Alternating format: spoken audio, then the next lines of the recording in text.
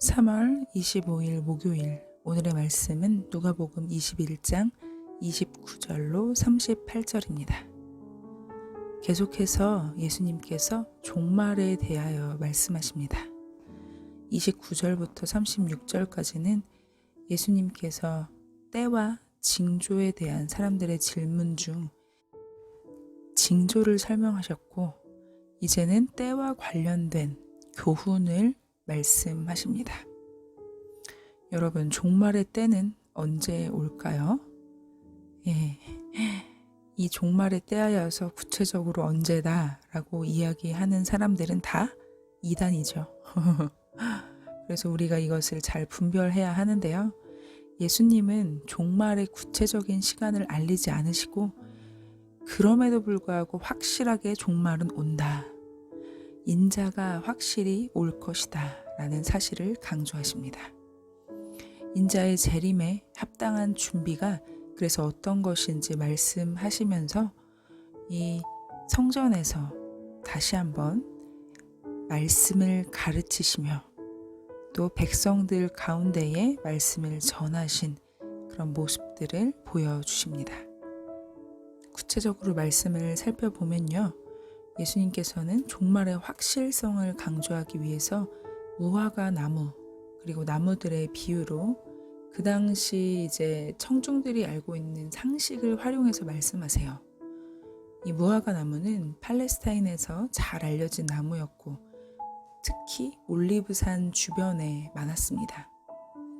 무화과 나무에서 모든 나무들로 확장한 것은 이제 무화과 나무뿐만 아니라 모든 식물, 그러니까 보편적인 자연의 상태를 제시하시기 위함이죠. 무화과 나무는 겨울에 잎이 떨어지고 늦은 봄에 잎이 돋아나는 나무예요. 무화과 열매 드셔보신 분 꽤 있으시죠? 요즘에는 한국에 많이 왔기 때문에. 그런데 무화과 나무에 새로운 가지와 잎이 생기면 이제 뭘 깨달을 수 있냐면, 이제 여름이 왔구나 라는 것을 알 수 있습니다. 그리고 잎이 다 떨어지고 가지만 남았으면 이제 겨울이 왔구나, 이것을 알 수 있죠. 그러니까 28절과 연결해서 보면 29, 30절에 여름이 이미 가까이 이른 것은 최후 심판, 또 속량에 의한 기쁨의 시간이 가까이 온 것을 말합니다. 무화과 나무의 예처럼 제자들은 인자의 오심과 관련된 모든 일이 일어나는 것을 볼 때 하나님 나라가 가까이 이른 줄을 알아야 하죠. 31절에 이런 일이 일어나는 것은 25절부터 28절의 사건들을 가리켜서 하나님의 나라가 가까이 온 것은 인자의 재림이 가까이 임한 것과 같은 말입니다. 그래서 31절에 하나님 나라를 보면요, 이제는 완전한 하나님 나라, 그러니까 예수 그리스도께서 재림하실 그 날이 가까이 임했다, 이거와 같은 의미죠. 31절에 하나님 나라는요, 그래서 예수님의 초림으로 시작된 나라가 아니라 예수님의 재림으로 완성될 나라를 말합니다. 이것은 지난번에도 계속 말씀드렸지만 하나님 나라를 경험한 사람들에게 핍박과 고난에서의 해방 그리고 구출을 말하는 거예요. 하나님 나라가 임하는 때는 신자들이 완전한 구원을 얻게 되는 때죠.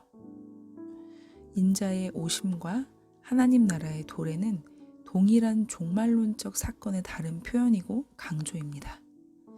예수님은 이 세대가 지나가기 전에 모든 것이 일어날 것이라고 확신 있게 말씀하십니다. 여기서 모든 것과 이 세대에 대한 학자들의 분분한 의견이 있는데요. 우리는 그 예수님께서 다시 오시는 시간을 강조하고 거기에 초점을 맞추기보다도 재림의 확실성에 대하여서 초점을 맞춰야 합니다. 이제 예수님께서 이 말씀을 하신 뒤에 이미 2000년의 시간이 흘렀잖아요. 그래서 재림에 대한 경각심과 기대가 약해졌는데 우리가 말씀을 보면 알 수 있죠. 성경이 하나님의 말씀인 이유가 여러분 어디에 있습니까? 영으로 기록되어졌다에도 있지만 사실 이 말씀의 성취를 보고 우리는 하나님의 말씀이라는 것을 알 수가 있어요. 그래서 예수님의 말씀은 성취가 되었고 이제는 완성될 시간을 기다립니다. 재림에 대한 약속 분명히 이루어집니다. 그래서 예수님은 종말의 준비를 하라고 말씀하세요. 종말론적 특징이 무엇인지 여러분 아시죠? 그날에 뜻밖의 예고 없이 예수님은 이 표현들을 사용하시면서 모든 이들에게 하나님의 권능이 나타날 것과 또 심판의 두려움, 최후 심판의 실제를 말씀하십니다. 예수님을 따르는 사람들은 어떻게 살아야 될까요? 특별히 예수님은 무절제와 삶의 염려, 이것을 주의하라고 하세요. 34절에 마레오라는 단어가 나오는데 헬라어로 술로 정신이 둔해지는 상태를 묘사합니다. 참 술이 깨지 않은 숙취의 상태, 또 방탕함과 술 취함으로 사는 것은 과도한 욕망에 이끌려 살면서 마음의 초점이 진리에서 벗어나 사는 태도를 말해요. 과음한 사람이 목표 지점을 정확히 보지 못하고 그곳을 향해 똑바로 걸어가지 못하는 것처럼 물질에 탐닉해 절제되지 않은 욕망을 따라 살아가게 되면 어떻게 될까요? 분별력과 판단력을 잃게 됩니다. 그래서 여러분, 술에 대하여서 성경에 굉장히 많은 이야기들이 나오는데 그걸 보고 어떤 사람들은 술을 취하지는 말라고 하지 않았냐, 마시는 건 괜찮지 않냐, 막 이렇게 이야기하시는 분들이 있어요. 그런데 여러분 잘 생각해 보세요. 술을 마시는 이유가 어디에 있습니까? 유흥 혹은 나의 만족. 그런데 술을 마시게 되면 자동적으로 따라오는 것이 나의 마음을 아둔하게 해요. 분별력과 판단력을 잃어버리게 하죠. 술 취함과 더불어 마음을 또 둔감하게 만드는 또 다른 원인이 있는데 바로 생활의 염려입니다. 예수님은 생활에서 끊임없이 일어나는 염려가 인생에서 가장 중요한 일, 예수님을 따르는 사명을 이기지 못하도록 경고하십니다. 탐욕과 염려로 감각을 잃어버린 자들은 인자의 날에 구출, 해방이 아니라 징벌을 받게 됩니다.